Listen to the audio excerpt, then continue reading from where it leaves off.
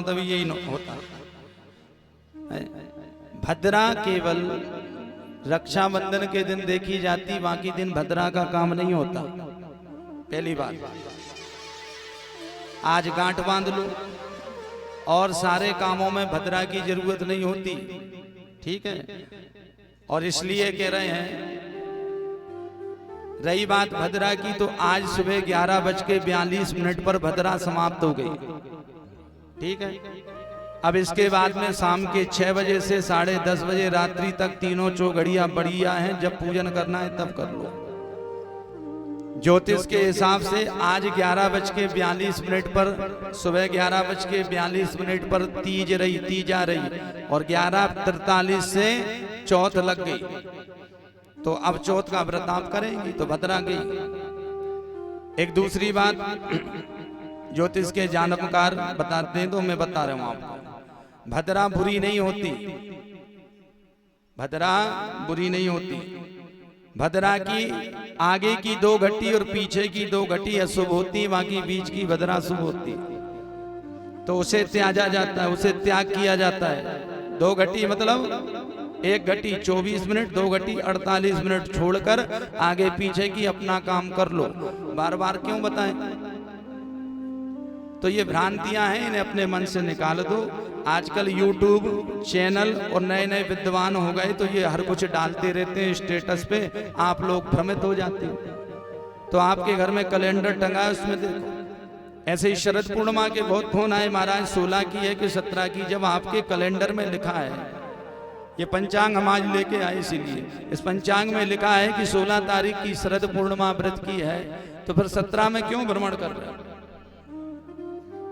कुछ व्रत दिन के होते हैं, कुछ व्रत रात के होते हैं, कुछ व्रत सुबह के होते हैं, उस हिसाब से निर्णय होता है।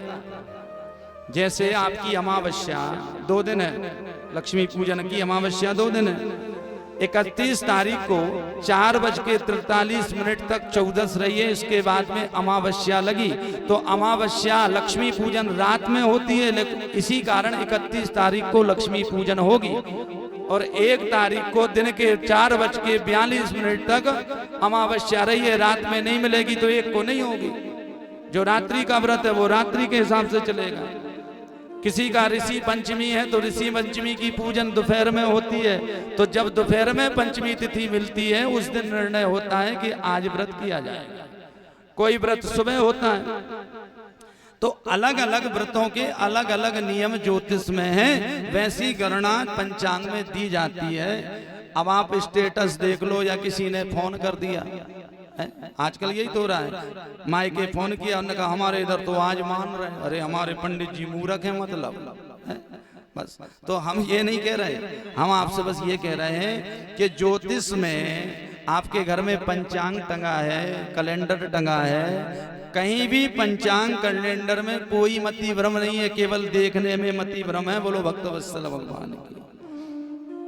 ऐसे ही एकादशी में बड़े लफड़े होते हैं, तो हमने ज्योतिष से ही किया, विषय हमारा ज्योतिष है, इसलिए हम आपको बता रहे हैं, अधिकार के साथ बता रहे हैं, ठीक है। हमारा ज्योतिष से यह में है, तो हमने ज्योतिष पढ़ी है, इसलिए ज्योतिष के बारे में आपको समझा रहे हैं कि एकादशी पे लोग कहते हैं आज है महाराज कल है, तो 2 एकादशी होती, एक वैष्णव एक स्मार्त। एक आम जनता के लिए, एक जिन्होंने दीक्षा ले रखी है, उनका कोई गुरु है, तो गुरु परंपरा के हिसाब से वैष्णव दीक्षा ली है, तो वैष्णवी एकादशी करते हैं। जैसे हमारे पंडित जी ने ली, तो ये डाल देते हैं, तो कभी कभी मति भ्रम हो जाता है। स्मार्तों की अलग होती है, वैष्णवों की अलग होती है। जो महात्मा हैं वो शैव संप्रदाय के, उनका व्रत एक दिन आगे पीछे होता है, हमारा एक दिन आगे पीछे होता है। बस इसी मति भ्रम में आदमी परेशान है। अरे वो महात्माओं का व्रत है, वहां लिखा है, यदि आप पढ़ेंगे तो वहां स्पष्ट शब्दों में लिखा है कि ये एकादशी स्मार्त की है और ये एकादशी वैष्णव की है। पंचांग देख लो, आपका कैलेंडर देख लो, वहां लिखा रहता है बगल में।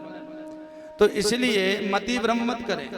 दूसरा, भद्रा 3 प्रकार की होती है, स्वर्ग में, आकाश में, स्वर्ग में, पाताल में और पृथ्वी पर। जिस दिन भद्रा पृथ्वी पर होगी, उस दिन पृथ्वी के लोगों को भद्रा का दोष लगेगा। आज जो भद्रा है 11:42 तक वो स्वर्ग में है, तो उस भद्रा का दोष आपको नहीं लगना। इसलिए विद्वानों ने वहां मतभेद कर दिया। तो ये अनन्यान बातें मंच से इसलिए कहा कि कई फोन आए आज सुबह से, तो हम सुन रहे हैं कि भद्रा है, तो वैसे तो मंच मिलते ही नहीं है, ऐसे ही समझाना पड़ता।